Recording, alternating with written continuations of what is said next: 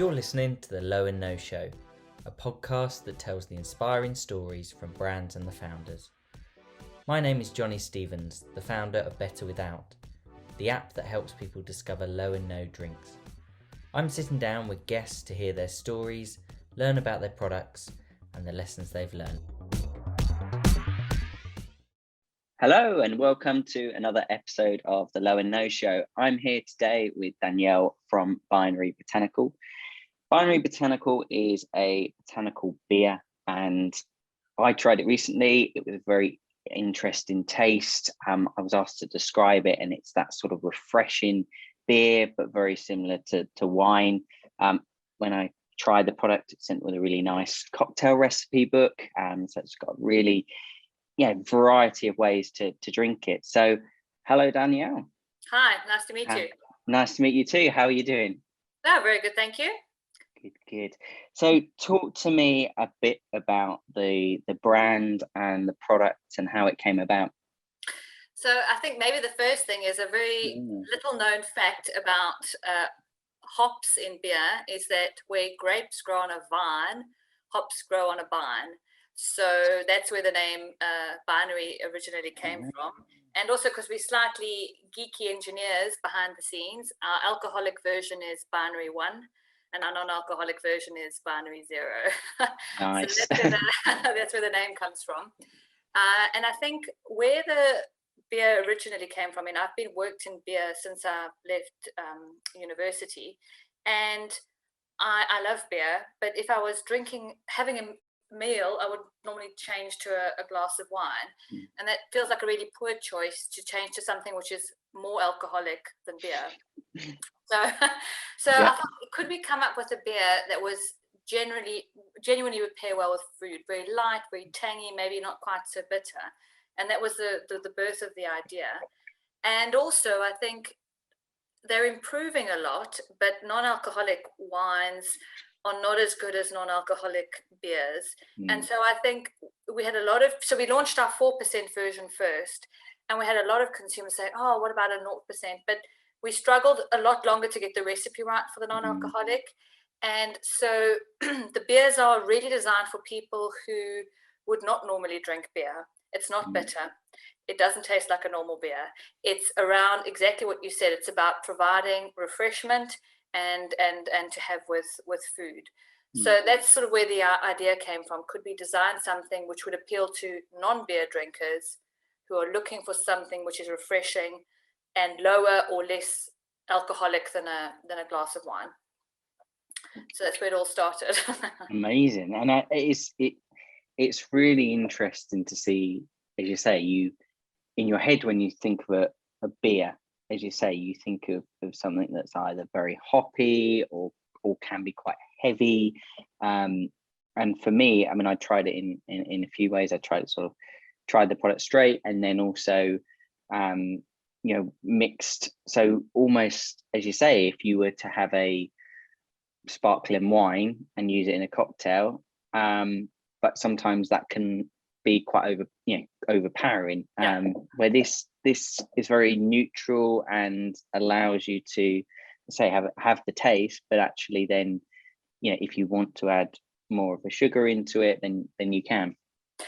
That's right. And I think for me, beer is such a brilliant beverage because you can do so much with it. And I mean, I've worked in sort of beer innovation for a long time, and I think who says that beer has to be hoppy or bitter or malty or whatever? So I don't think that's the case. And I think a lot of people reject beer because they don't like the bitterness or they don't like the taste. I mean, I have a lot of consumers who'll come up to me when we do events and they'll say, oh, I'm sorry, I really don't like beer.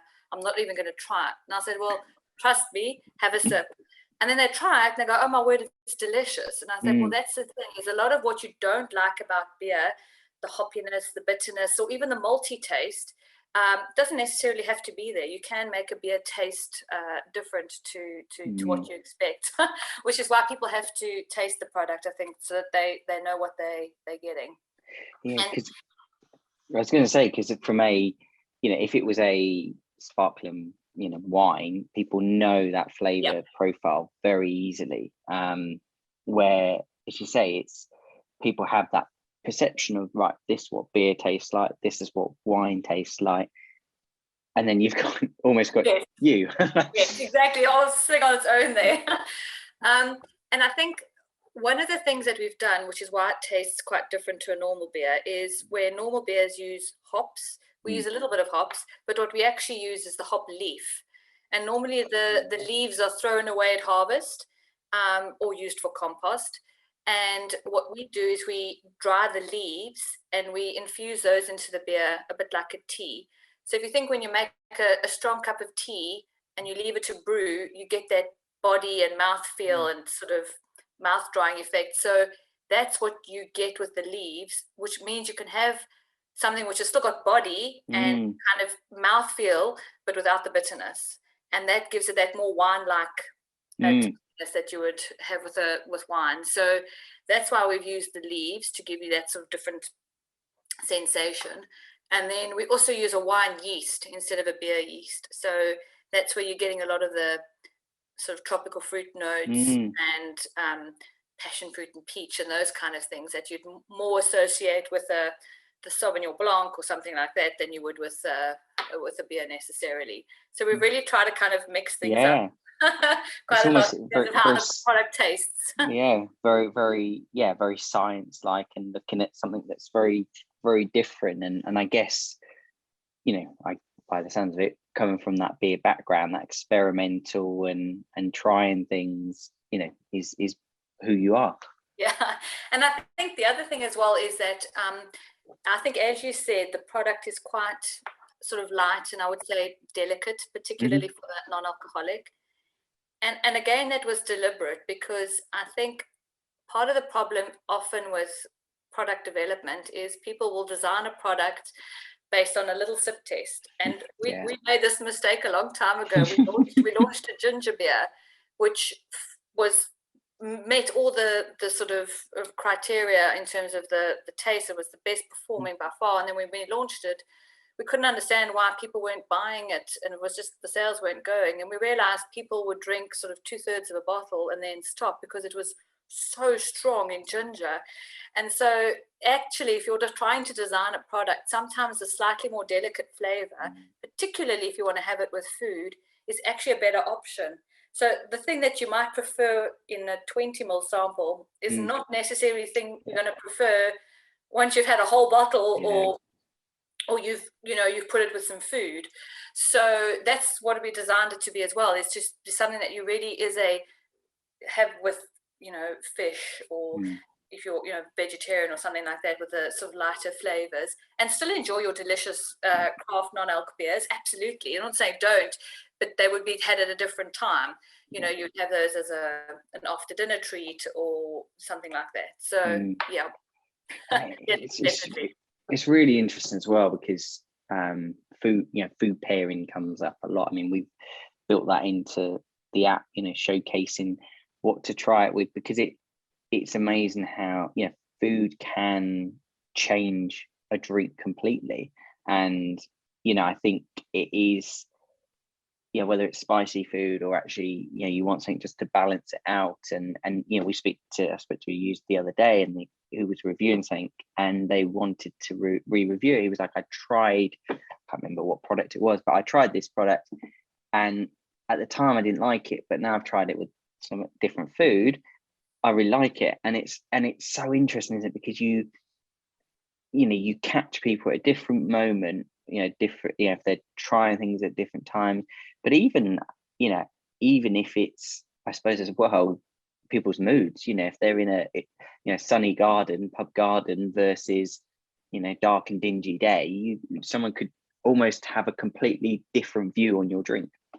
Absolutely. And I think it's so funny you said it, because we've had customers say that to us as well, to say, oh, when I tried your beer first, I thought it was, I liked it, it was fine, but then I had it with food and then I got it. And I was like, well, that's the point. And I think the thing you said about mood is so true. So I think we used to do a lot of sort of tasting sessions with consumers and professionals.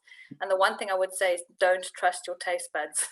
Don't trust them. They are so unreliable. Mood, environment, company, the meal, everything can make such a big difference in terms of how you how you perceive something. I mean, everyone talks about how when they go on holiday and they bought some dodgy, I don't know, limoncello-esque product and then brought it home and tasted it and like, actually, no, it tastes pretty rubbish.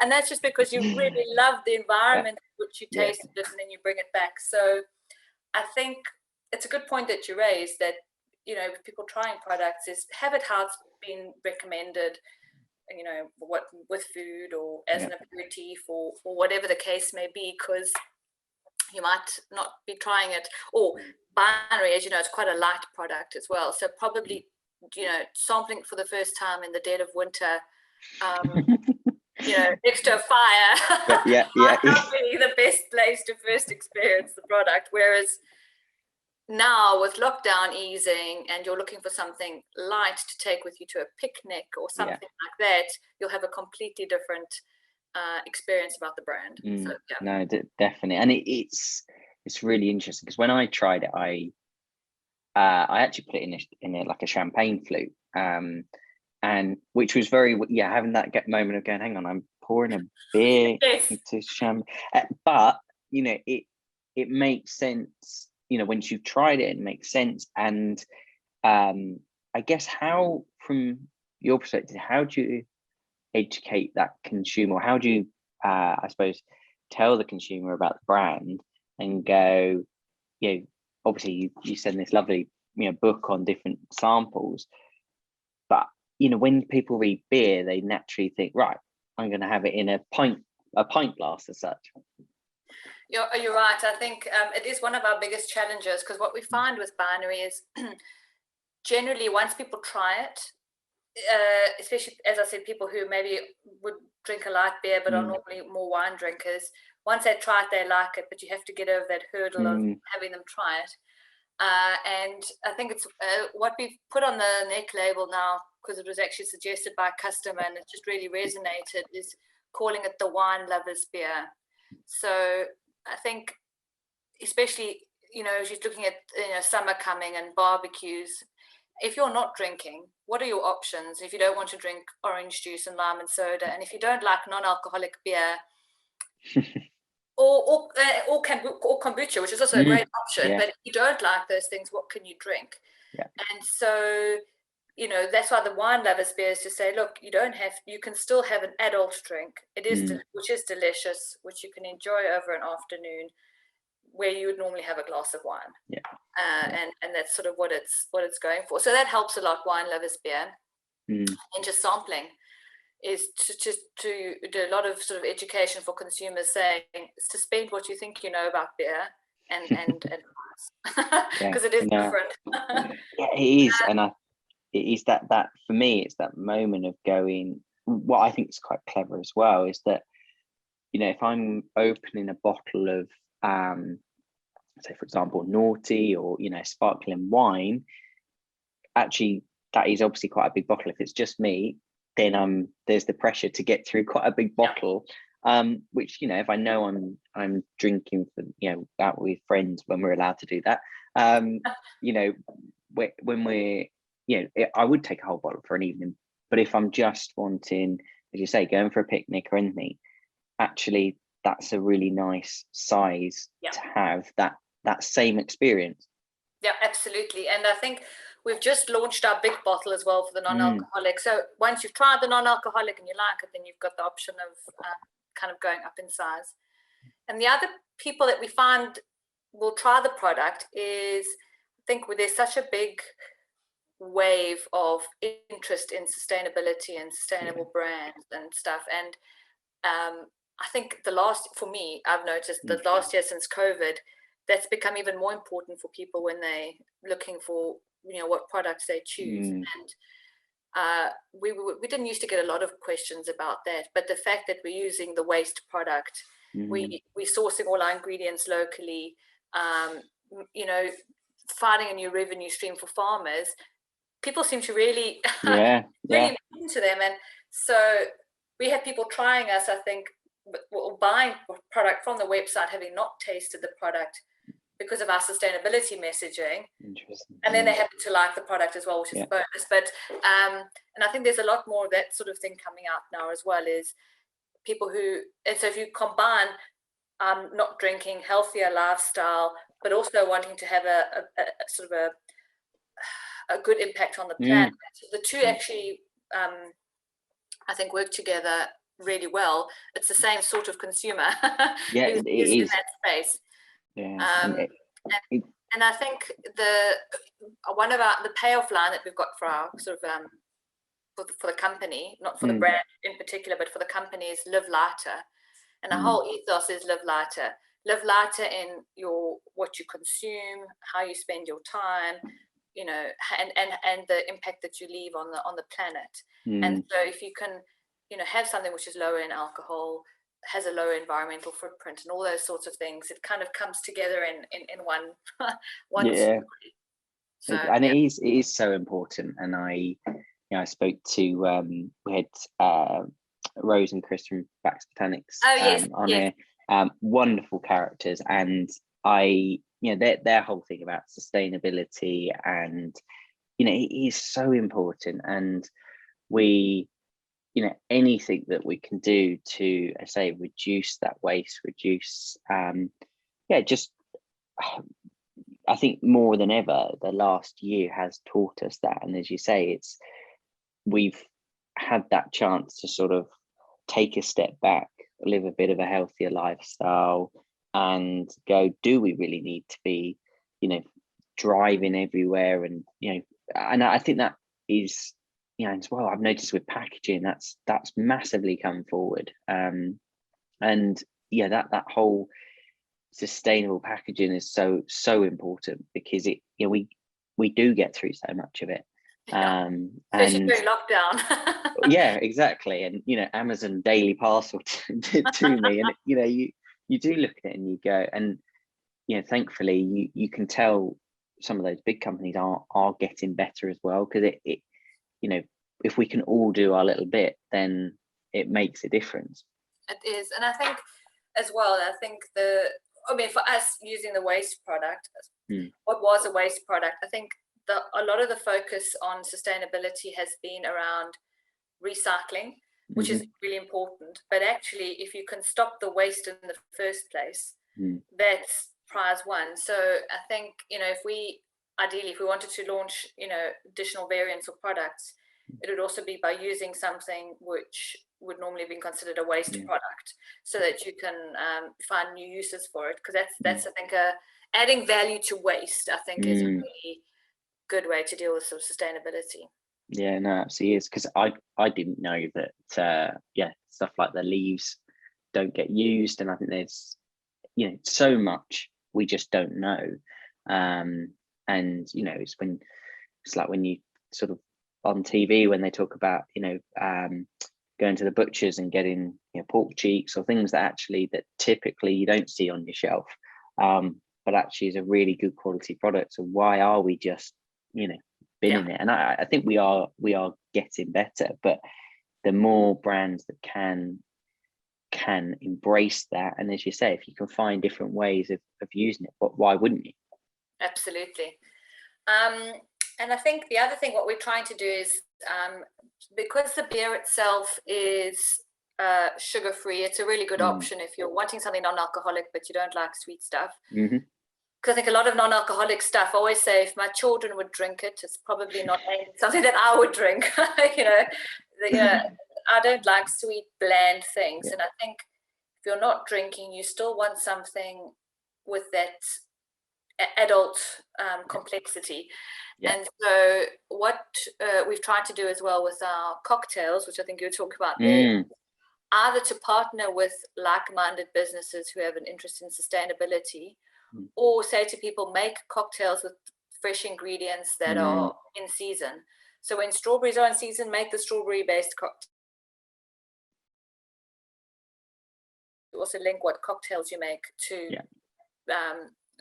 how you live. And then, if you want to add sugar, you can, but not necessary. You can still make something interesting. No. So, when I tried it, I tried it with a bit of grenadine, and not much, but just giving that, and it again, trying it without it, and then trying it with it, and actually being able, and that's what's quite nice, is being able to create a completely different drink. which you almost go, well, that's obviously what spirits and mixers and that's normally do, but typically you don't tend to drink a tonic on its own. No. Yes. And that's where this is different, is actually you could happily drink that on its own, or if you want to change it up, then you've got that. Yeah, it's versatile. I mean, it's what I love is when customers email us and they say, oh, we've got the best way, we've just tried binary with whatever it is. My favorite at the moment is one with orange and mint, super simple. Oh, wow. Because life's too short to spend hours making complicated cocktails. Yes. So it has to be quick. Well, it is. And it's delicious. So and that is the thing, is that we don't all have cocktail sets at home or anything like that. And actually, it's a bit like why we don't all make flat whites and everything at home. We just don't have the time. It's not something, a bit of milk in a coffee is fine, but actually you can create a great thing, and that's what's important. And do you have you found that people, because obviously you have your alcoholic version, have you found more people are now trying the non-alcoholic version, or have you seen anything? It's so interesting, because I'd say before lockdown started, our online sales were probably sort of 70% alcoholic, maybe even 80. But with lockdown, I think that's almost switched around. Wow. I mean, so, and a lot of it is, and that's something I should have mentioned before. Maybe it links back to, when do you drink products? So, we're not trying to say, drink binary all the time, every day. It fits into certain occasions. And where we've seen customers really enjoy it is they say, oh, when I'm looking for a light lunch, but I want an adult drink with it.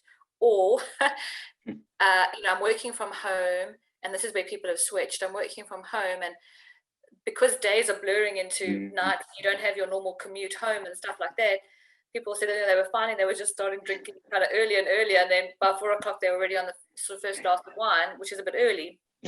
Yeah. So binary non-alc as your first drink, or not drinking during the week but wanting something adult, having the non-alcoholic. So it really is, so a lot of people, they're either not drinking at all, or they're choosing to moderate. And if they are moderating, they still want the ritual of having something delicious and adult in a stemmed glass with their meal. So the more we can provide, not us, the whole, Better Without community, options that people can enjoy in different occasions, I think that's important. So, I'm unlikely to have a non-alcoholic stout with my cheese sandwich for lunch, personally. Yeah. But I might have something else. So making sure we've got a whole range of products that different people can enjoy in different occasions.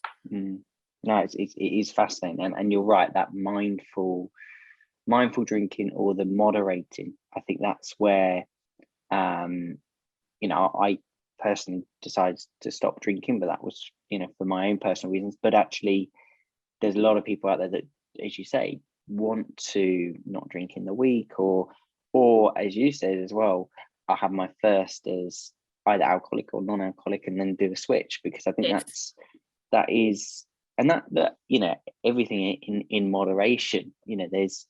There is, you only need to look at the back of labels, and given guidance of daily amounts and everything. There's a reason why they're on there, and I think as you say, it is moderating. But I think as drink ranges expand as well, there'll be even less of a reason to have it. So I still think some of the products, as I said, I think like wine still has to catch up. Yeah. And when there's more options available there, then maybe people won't necessarily feel the need to switch or whatever. But at the moment, some of the products are still a grudge switch.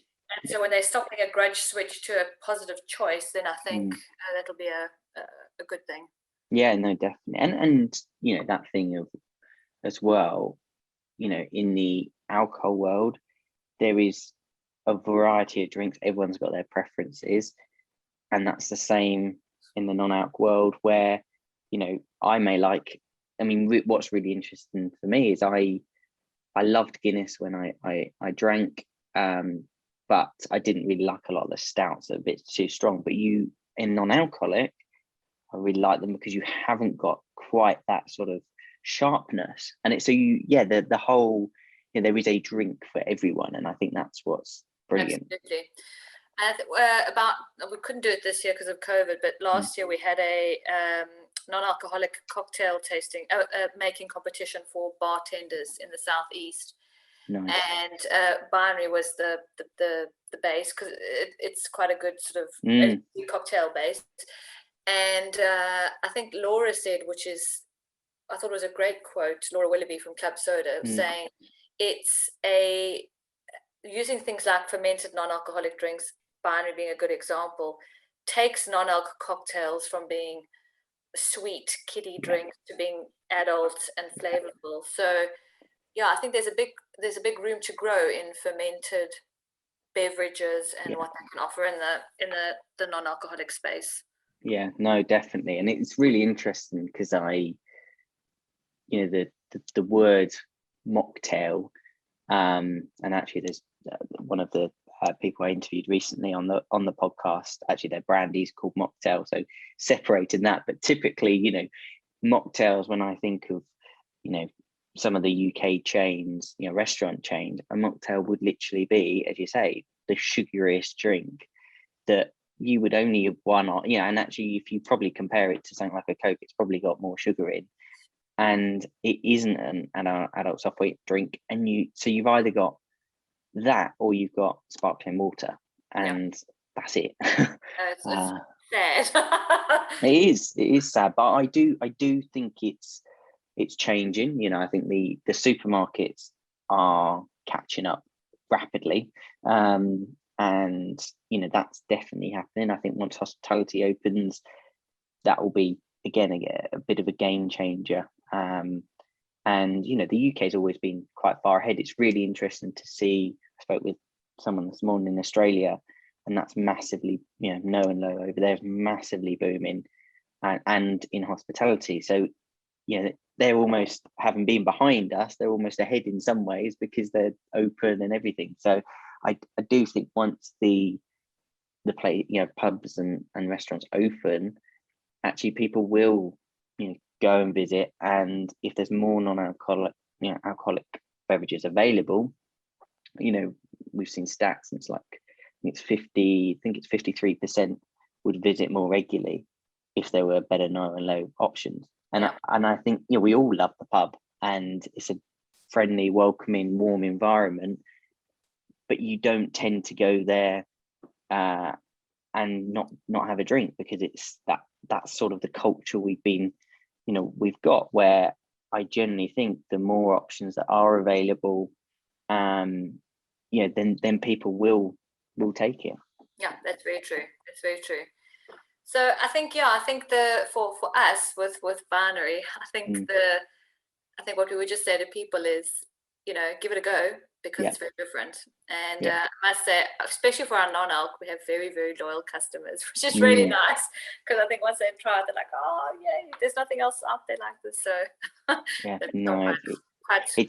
it is that education as well of one thing we'll make sure on the app we can tag like different drinks to try it with. That's a good idea. That again, trying to just help.